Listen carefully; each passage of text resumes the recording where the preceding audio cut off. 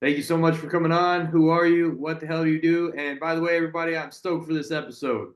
What's up, man? My name is Mat Koym. I actually started really diving into real estate and taking it serious in April. Got on with you. Before that, I've got some short-term rentals, some long-term rentals, things along those lines, but it was more passive. Took a bigger interest in it in April after I sold my gym. What do you do now? What's your job? Like, how does all this look? Like, who are you as an individual? What the hell do you do? I'm in sales. Um, Before that, I owned a gym for 13 years, a CrossFit gym in Houston. I sold that at the end of 2023. And then I took the money I made off of that and really started to invest it into the real estate side of things. That's cool. So you've had a business acumen, right? Yes. Really never worked for anybody uh, most of my life. So, You said you just started getting really serious. And just for anybody listening, full transparency, Matt coaches with me. The dude is crushing it. I wanted to bring him on here just because, like, in a short amount of time, started doing like tremendous things and just from doing the work. Nothing fancy, nothing special, just like doing the work. So I kind of wanted to dive into how have you been making money in real estate lately? I know that you said that you have some rentals and that's more of like wealth building, just putting your money there and letting it appreciate and stuff. But to make actual cash, nobody talks about making actual cash in real estate. How have you been doing that lately? well, first I signed up with you and got everything set up at that point. You referred me to Kai and Bree with Investor Plug. So setting up a CRM to begin with was huge because I started acquiring leads through delinquent tax lists, and I didn't want to lose those leads. I'd paid to get them skip traced. I'd paid to get them called. So set that up. And from that point, I could really actually start to work a system there. Started telling people what I was doing, running it through my network. My cousin brought me a mobile home. We moved that. A mobile home turned into a house that a guy wanted to get rid of. We moved that. Commercial lots have started coming around, multifamilies. Really just organically started to grow by just, yeah, putting in the work. Right. And like, I'm just being straightforward. Like, most people, they have this pause, this freeze, right? Like, nothing's happening and they like just freak out. They're like, this isn't for me. This doesn't work. And I want to elaborate on kind of putting yourself out there because I don't think you're like the type of person that really like to post on social media, right? If I'm right, but it does work. Didn't you get leads when you did that? Yeah. Yeah. I just don't dive too much into like the personal side of things or Yeah. financial side of things on Facebook. I mean, I'll post random stuff, but yeah, Yeah, working man. it out a little bit more. So that turns into working my network a little bit more, which turns into more leads. Yeah, I've got a buddy of mine sent me a prefab mobile office space, working that deal right now. So it's just kind of one thing after another, and none of them are like really just niched into one thing. Just people know that you're moving and shaking and you're like wholesaling, right? Let's Yeah. talk about the first mobile home you did. And if you don't feel comfortable with any part of the story, leave it out. It's cool. But I really like for people to get a lens on that side of things because you lock up houses or right anything, not just houses, commercial, whatever. It takes time. It takes months to close sometimes. But like, how'd this mobile home thing go for you? My cousin brought it to me. This guy bought a ranch, had a double wide on it. He didn't want it on there anymore. He just wanted the land. So we agreed on a price, let him know what the plan was. And within 24 hours, had it sold. And then it took about a week for him to actually get it off of the property. But yeah, it was quick, 4 times what I paid for it. How'd your cousin know that you were looking to do that? Just conversations. Yeah. Yeah. It's like, Second hey, I'm conversation. getting coaching and like they're talking about mobile homes and he said he has one or what? Well, I mean, I have the short-term rentals and I've got a trailer out there and some tiny homes, and we've talked about that because he wanted to put some stuff on their ranch. And so the conversation kind of grew organically. But then it was like, if he don't want it, let's move it. We could get this gone pretty quick for him. He wins, it's not on his property anymore. We win, we've got some cash in the account. So Yeah. What price did y'all agree on, if you don't mind me asking? but we bought it for 5,000, Okay. Did you actually pay 5,000 or did you put it under 5,000? put it under contract for 5,000. Okay. And the contract he's talking about is literally like you can Google mobile home park contracts. I used to just go grab the titles and go find people at the coffee shop and sell them. And I was like, I better lock these up, but they have templates online. Like, so it should not hold anybody up. The one that he's using is super simple.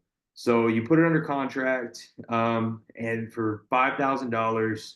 And did you have a certain amount of time on that contract that you could find a buyer? 30 days. But I think everything's negotiable. And speaking with the owner, we knew what was going on.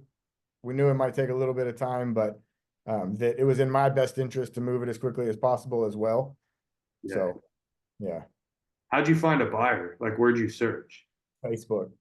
Went on Facebook, joined a couple local buy, sell, trade groups, took some pictures, had some pictures sent to me, wrote up a quick copyright, put it into the group, had 3 or 4 people reach out immediately. A couple of them could actually show proof of funds. One of them was out of town, and the other one jumped on it. Hell yeah. So they showed proof of funds. They were like, hell yeah, I want it. And then what'd you do? You sent them an assignment agreement? Yes. Cool. Actually, I think they went and looked at it first. Okay. So I didn't want to send the same thing with the other house I did. I didn't want to send a bunch of people out there like a revolving door, Yeah. even though it was vacant, it was on a ranch, just like for the privacy of the owner. So got a time and a date, figured it out, sent them out there. They looked at it. They immediately called back, hey, we want it. Little bit of negotiating there, and then sent them an agreement, locked it up, and they'll get title soon. What was the sale price, if you don't mind me asking? I listed it for 22, sold it for 20.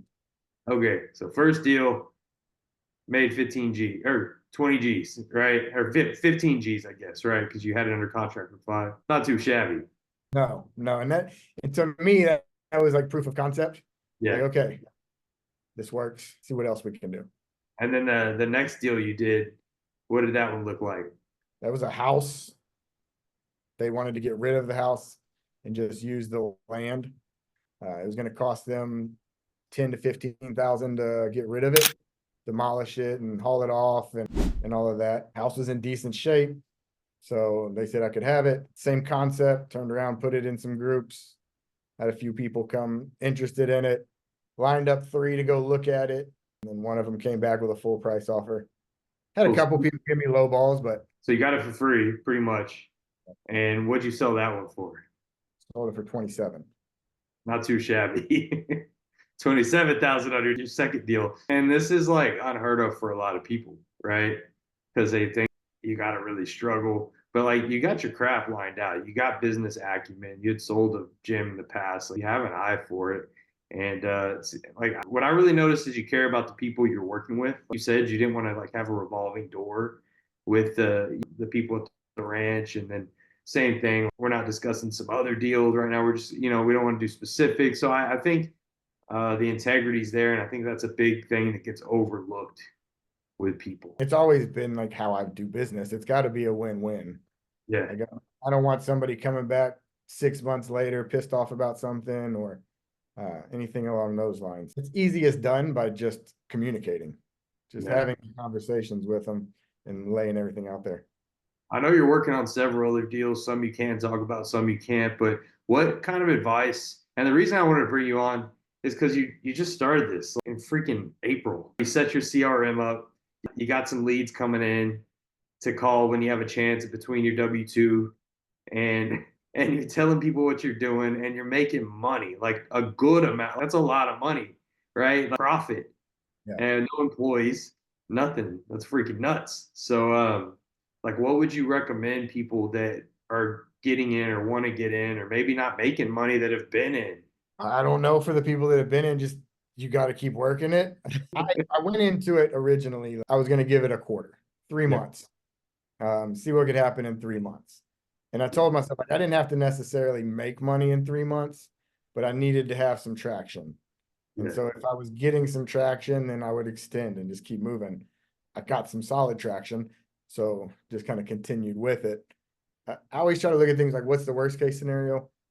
I do feel like my issue is I don't have enough time between the job and family trying to get on this. I want to put more time into this, especially now I kind of see what it's doing, but I'm not putting a lot of time into it and still having success with it. Like, just make the phone calls. You're going to I've screwed up a couple deals already. Find another one, tell people what you're doing, be honest about it. Everything doesn't have to be a home run. I know home runs are going to come, but if I can have a base hit here and a base hit there, they add up. So what are you working on now? What you got going on now that you could talk about? I mentioned I've got some prefab office spaces that I just locked up and I'm working on. I think I've already got those sold. I have a commercial lot south of Dallas that I'm working on as well, trying to finish that one up. I had a lady call me today about 9 doors in Beaumont. We've been having, probably had 8 conversations already, at least, with this lady, just building rapport and talking to her and like trying to find a way that it works for me, but also works for her. She called me today with some more details on how it would work for her. So trying to move that forward. Got another single family in Beaumont that I just locked up. Hell yeah, that's a lot going on. For like a one-man band, that's a lot. That I really want to dive into that commercial lot that you have because I know the details and it's pretty killer. Would you elaborate on what that looks like how y'all met, how you locked it up, what your thinking was, and all that? So it's about 3/4 of an acre on I-35. It came in through just my lead sources and called it. The first 4 or 5 conversations were with the husband, just again, building rapport, having conversations with people, actually caring about what they're saying and going back and forth there. And then he was genuinely happy that, I mean, they get called all the time for even properties that aren't theirs. And I was actually talking to him like a person and not a deal. That turned into a conversation with his wife, who owns the property. Went out there and met with them. They agreed to about 50,000 less than retail, 0% down, 0 interest. It has a house on it, and I've already proven I can move a house. So like, I'm gonna sell the house off. The rest of it's wooded, clear it off, and then I might move one of the office spaces. There's a small single wide onto the property, and then rent it out. Oh yeah, just to pay for it to have that. And that property is right off the highway, right? It's on like 150 foot of feeder frontage, right where they're bringing a new loop for the area. Yeah, the city came in and bought the frontage a little bit so they could widen the feeder. So the people already got paid off of it, and so anything extra is just bonus for them. Bro, it's inspiring. This is like so inspiring. And as far as I want to dive in one more thing before I kind of open up Q&A, which I think Cole's only wants to be Q&A in today. I don't see anybody else jumping in yet. But as far as the dispo side, like selling your deals, I know you said Facebook. Is that your main strategy to dispo? That's all I've had to do right now. I've got another one that I'm gonna have to probably find some cash buyers for the other day. But everything I've done so far, it's just been quick and easy through. To me, Facebook's free, cheap, quick. So I can throw it out there real quick. And if it doesn't work, then I can dive deeper into something else. But People don't realize either with like mobile homes, portable homes, anything that can move, it's sexy. Like there's a lot of buyers out there for it, right? When you post this stuff in groups on Facebook, people are interested because they can move it and they yeah, can have it instead of like a permanent structure that everybody's just that's how I see it. Everybody's just flocking on this thing that can't move, and the stuff that can move, nobody's chasing it. yeah. You know, it's When it's pretty funny because like pre-qualifying people before they go look, talked about that earlier. And yeah. one of do you have somewhere to move this? No. That's step one. You got to figure that part out first. Well, So, and I want to bring up something too. You haven't done it, but I'm working with this other guy. I'm not gonna mention name because he get pissed at me. But like he locks up this nice mobile home for like $500, right? They just want it moved. It's a good one though. I was like, hell, you make some money. And it was 500,000. It was something small for what it was. And finds the buyer, sends it, right? Or doesn't ink it, doesn't do any of this stuff, just gets excited, finds the buyer, sends the buyer over there. The buyer buys it for like the $500. And I just want to bring that up while we're having this conversation because if anybody's listening, like you gotta lock stuff up. you got to do your diligence too. Like people will snake you for $1. Yeah. No, very true. Another one I forgot about, now that you say, you and I are working on a couple RV parks. Yeah, So yeah, that's another poker in the fire that hopefully comes through. hell yeah. Yeah, and I think that's, with as busy as I am, sometimes sending these agreements, whether to purchase or sell, can kind of fall to the back burner, but I don't want that to happen. So it's Yeah. the first thing I try to get done. At And least that's have what, it in your inbox. and that's what happened. I'm busy. It'll be all right. It's a good dude. Yeah, Good. Yeah, it'll be all right. They know that I'm here. They don't give a crap about you. You know what I mean? Like they're like, I'm about to save some money. 100%. Yeah. And speaking on the contract thing, I know we talked about it too. Anybody listening, VAs can write your contracts.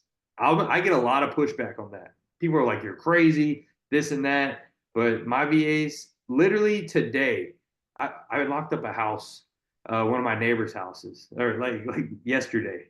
And I walk over there with the contract, and we made a deal, and I scratched out a few things. I didn't do the math right because I'm talking. I don't know. And my VA's like, Travis, this doesn't add up. This morning, like, calls me out, and I'm like, oh, man. But point being is like the dude's more meticulous than me. You know what I mean? Like he checks everything. Yeah. I'm just like, let's go. We're doing deals. And But I love that you were just going for a walk and yeah, just going for a walk. And you know, lady's like, hey, help me get move. outside, go do something. Yeah. And I'm gonna be honest, when the lady told me when she's like, hey, help me move this, she's always asking everybody. Everybody knows they're like doing that, but I'm always like, yeah, whatever. But it just so happened that one time she's like, hey, buy my house. Nicole, what you got? Hey, how you doing? So I guess my question is, you can tell that your demeanor is a lot different than a lot of sales guys. So how do you deal with that when you're talking to people on acquisitions? And is it hard for you to sell in that kind of circumstance? No, just have to have a conversation. Like we're just coming to an agreement on something. It doesn't matter really what it is. I don't feel like you have to have a hard close with people all the time. There is a point where it's like, all right, we need to shit or get off the pot, to phrase it. It's time at this point. But no, I mean, I think so many people get pressured into a sale, and then a lot of times those sales end up backing out or not working out, because they were pressured into it. So you got to know when it's time, but at the same time, you're building a relationship. I get that. That I like answers the that. question. Yeah. I mean, I get what you mean. I could just tell that you're a lot like different and a lot calmer than like most salespeople that you would talk to on a daily basis. A lot of people are a lot more like pressury, like you said. So Yeah. Yeah, I don't think there's anything wrong with either one of them. They both get the job done, but there's a lot of high pressure situations, and I think a lot of people don't do real well in those. I think that's Yeah. why you had more success being so early or so quickly, is because that you don't operate in the same sense. Well, and I mean, I don't, how many times do you have to be told, like, find the why? You actually try to find the why, right? Like, so having that conversation and really figuring out why do they want to sell this? What's going on? How can I solve that problem for them? Is hard to do when you're just pushing numbers at them or telling them how great this is going to change their life if they do this. That's the biggest thing that I pinpoint is that you find the why. And that Yeah. I think is like the hardest thing for salespeople. Because, like you said, salespeople have a wiring, right? And it's like, oh, kill, it's like, get it, right? But the why gets blurred. Is it my why? Is it their why? But you're just like, don't stop until you figure out the why. And that's what, from my perception, is like, okay, now I know, whether we do it or not, like I can solve it because I know. Right. Right. And if you come at them like, you're going to make 100 grand if I buy this from you and you can go buy a Porsche. I don't want a Porsche. I want to pay my medical bills off and they're 25 grand. So don't Yeah, project on them. Like figure out what their issue is. yeah, I like that. Cole, you got anything else? No, I don't think so. All right, man. Appreciate you coming on. Yeah, my pleasure, guys. All right, man. Have a good evening. Thank you again. Night. Later.